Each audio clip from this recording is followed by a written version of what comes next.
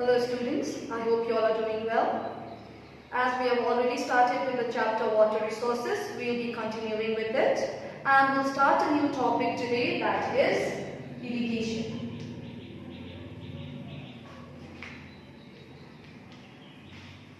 So firstly we need to know what is irrigation. So we'll say that irrigation is the artificial irrigation is the artificial application. It is the artificial application of water to land. Okay, one more time. When we talk about irrigation, irrigation is the artificial application of water to land. Basically, in order to foster plant growth, we could say, in order to foster plant growth, okay, or we could say for the purpose of agricultural production, okay, or we could say for the purpose of agricultural production. And as we know that India is an agricultural country and agriculture depends on water. Since agriculture depends on water, irrigation becomes one of the major sources of water supply to the land. Next, let us talk about the need for irrigation. Why is there a need for irrigation? So when we talk about the need for irrigation, firstly we could say seasonal rainfall. As India receives monsoonal rainfall which is seasonal, which occurs during the 4 months, basically from June to September only. The other months mostly tend to remain dry. So the artificial source of water, that is irrigation, the artificial source of water, that is irrigation, is highly required in case of a country. Next we could say uncertain rainfall.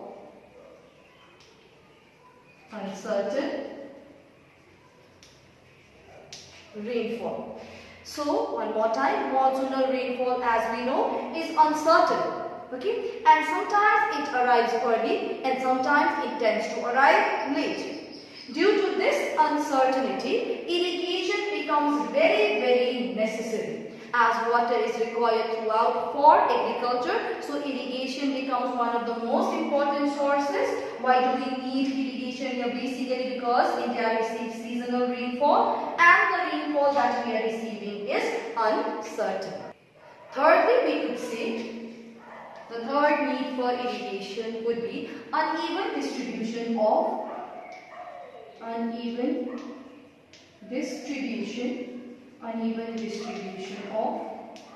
rainfall.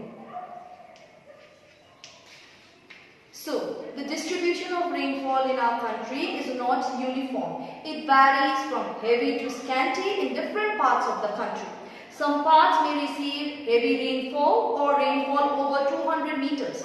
Some may receive very little rainfall of about 25 to 50 centimeters only. So by the means of irrigation, we can control floods when there is heavy rainfall and drought when there is hardly any rainfall as well. So irrigation becomes one of the main sources in order to make the country sufficient with water and controlling floods and drought as well. Lastly, we could see the erratic rainfall.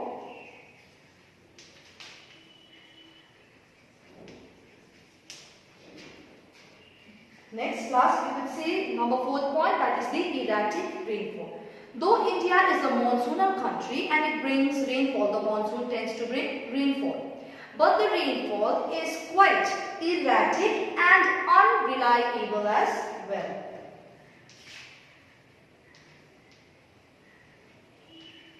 So the rainfall is unreliable and erratic. So what happens is irrigation would solve the problem of famines and flood, which is caused due to this erratic rainfall only. So this one more time we are saying here that our country receives erratic rainfall, which is unreliable as well. Why? Because it brings rainfall, but it does not bring the same amount of rainfall, or it does not come at the same point of time. So what happens is, sometimes this water problem would lead to famine, or too much of water would lead to flood, which is basically caused because of this erratic rainfall. Reducing our dependence on the monsoon would be solved by the method of irrigation. Moving forward, let us talk about the irrigation potential. Irrigation potential in India. Okay, so when we talk about the irrigational potential, just now we talked about the need for irrigation. Now we'll be talking about the irrigation potential in India. So one of the major potential, or one of the major sources that makes India better in irrigation would be firstly the perennial rivers. Okay, firstly the perennial rivers. As the northern plains have the snow-fed rivers, okay, the northern plains of our country have the snow-fed rivers, and during the summer season, when that snow melts, okay, as the northern plains have snow-fed mountains, snow-fed rivers, so this snow-fed rivers, as they start to melt during the summer season, when this snow melts, the water along with the monsoon rain, okay, can be used for irrigation. Next we have is low level land.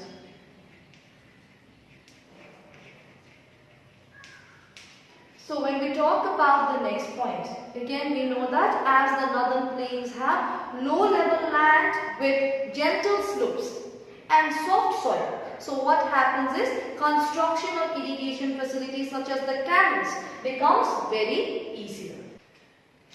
The third point that we have is the reservoir of ground water. Okay, thirdly we could say the third point, that is reservoir of groundwater. Due to heavy monsoonal rainfall, there is a huge reservoir of groundwater as the water seeps through and gets stored as groundwater. So we have a huge reservoir of groundwater. Later, this water can be dug and the water can be utilized for irrigation. Okay, it can be dug out in the form of wells and can be used for the purpose of irrigation. So these three are included in case of irrigation potential in India, that is your perennial river, low level land and the reservoir of groundwater. Now let us learn about the different means of irrigation.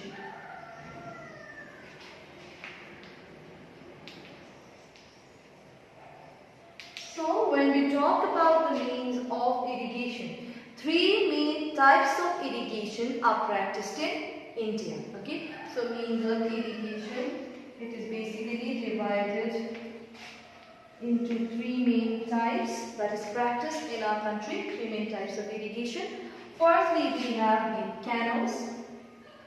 Okay, then we have the tanks, and thirdly we have the wells. So when we talk about the canals have been divided into two. Okay, one side we have inundation canal, the other side we have is the perennial canal. Whereas when we talk about wells have also been divided into two, one being your surface or subsurface well, subsurface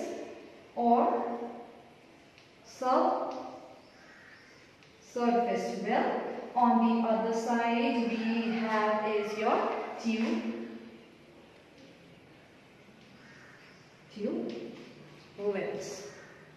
Okay. Now, firstly, we will be learning about the first type or means of irrigation, that is your canal irrigation.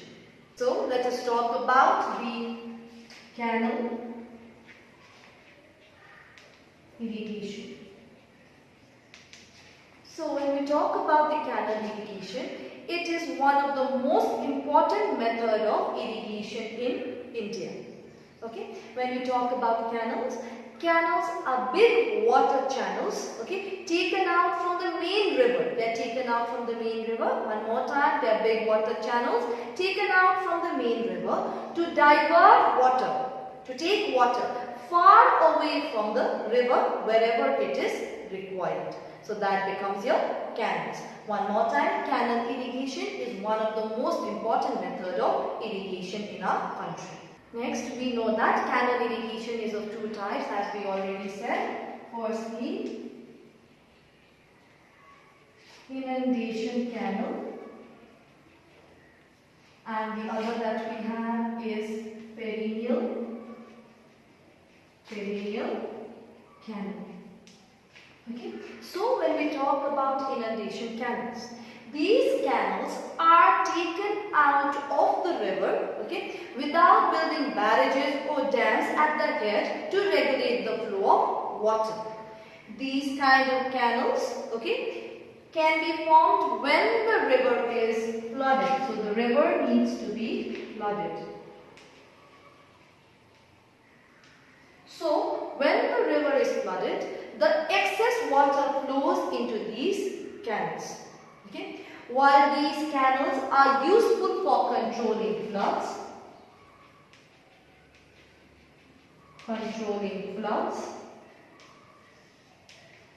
okay, it's useful for controlling floods, but they are not very useful during the dry season or dry months. Whereas when we talk about the perennial canals, okay, canals which flow throughout the year is known as perennial canals. Okay, when we talk about these canals, they draw their water from perennial rivers. Okay, they draw water from perennial rivers or artificial lakes.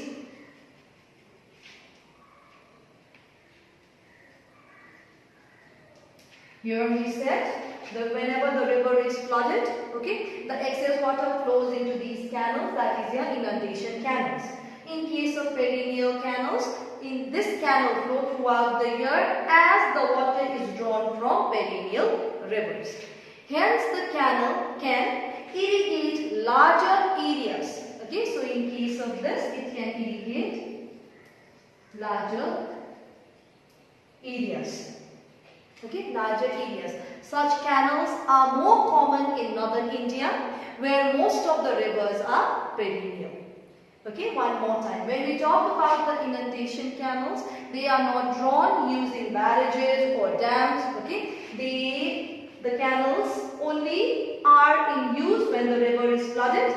It is used for controlling flood, as the water is used for canal purposes, for irrigating purposes. It is not very useful during the dry months. Whereas when we talk about perennial canals come from perennial river. That means it can flow throughout the year. Okay, not just in the rainy season, like in case of inundation canals is of no use during the dry months. Whereas perennial canals are useful throughout and can irrigate larger areas. Since the water is perennial, it can irrigate larger areas. Such canals are more common in northern India. As we said, we have the snow-fed rivers.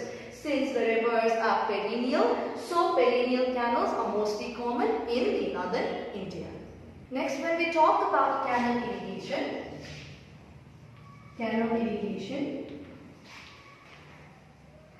it is more suitable in northern India as compared to southern India. Now why? Why is canal irrigation more suitable in northern India as compared to southern India? Let us talk about the points that will tell us why it is suitable in northern India more as compared to southern India. Firstly, we know that the rivers of northern plains or northern India are perennial. Perennial, basically they are snow-fed rivers. Okay, so construction of canal becomes more convenient. Next, the next point, the land is quite soft. Okay, the land is quite soft in case of northern India because of the thick alluvial soil, and they are mostly flat lands, making it easy to dig canals in case of northern India. Thirdly, when we talk about canal irrigation in northern India, the northern plains have fertile soil. Okay, so what kind of soil do they have? They have fertile soil.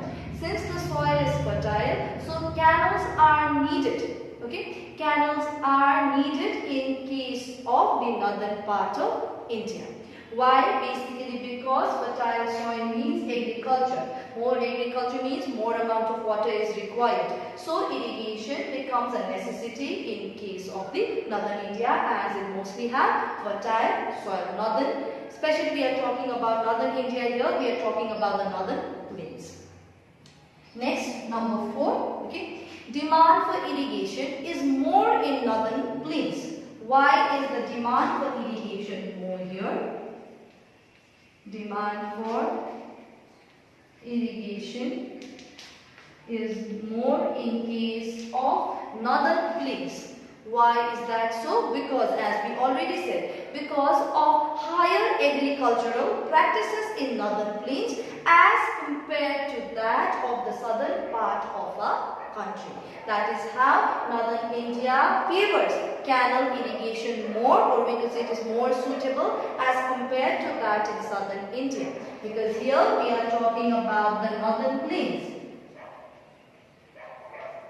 Northern plains, which basically has soft land, fertile soil, as more amount of irrigation is practiced, more amount of agriculture is practiced, demand for irrigation also becomes more. Other than that, we also know that the northern plains, they mostly have perennial rivers which are snow-fed, thus making canal irrigation easier. Next, let us talk about the advantages. Advantages and disadvantages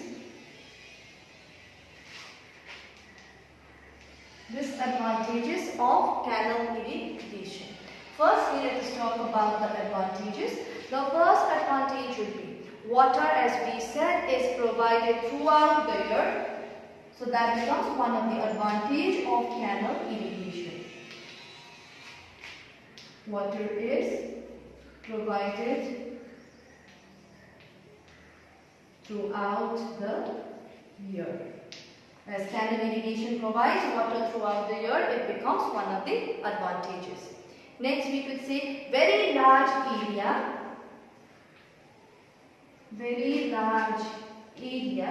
can be irrigated.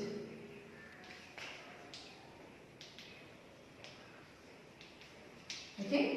Thirdly, when we talk about the third advantage, inundation canals help control floods. Inundation canals, as we said earlier as well, inundation canal helps control floods. Okay. Now, when we talk about the disadvantages, okay, construction of canals. Construction of canals are costly, are not just costly, are very costly. Okay, that becomes one of the disadvantages. Next, when we talk about the disadvantage, sometimes the fields are overflooded because of excess water. Sometimes the fields are overflooded basically because of the excess water. Thirdly, misusing canals, or we could say misusing canal water by overflooding the fields leads to salinity. It leads to salinity, which makes the fertile soil unsuitable for agriculture. So, thirdly, we could say misusing canals. One more time, when we talk about this misusing canals or misusing canal water. So when we talk about misusing the canal water, this is done by overflooding the fields, which leads to what happens? Overflooding of fields leads to salinity, which makes the fertile soil unsuitable for agriculture. Lastly, many areas are there which are under canal irrigation. So these areas includes here Satluj Ganga plains in Punjab, Haryana, Uttar Pradesh,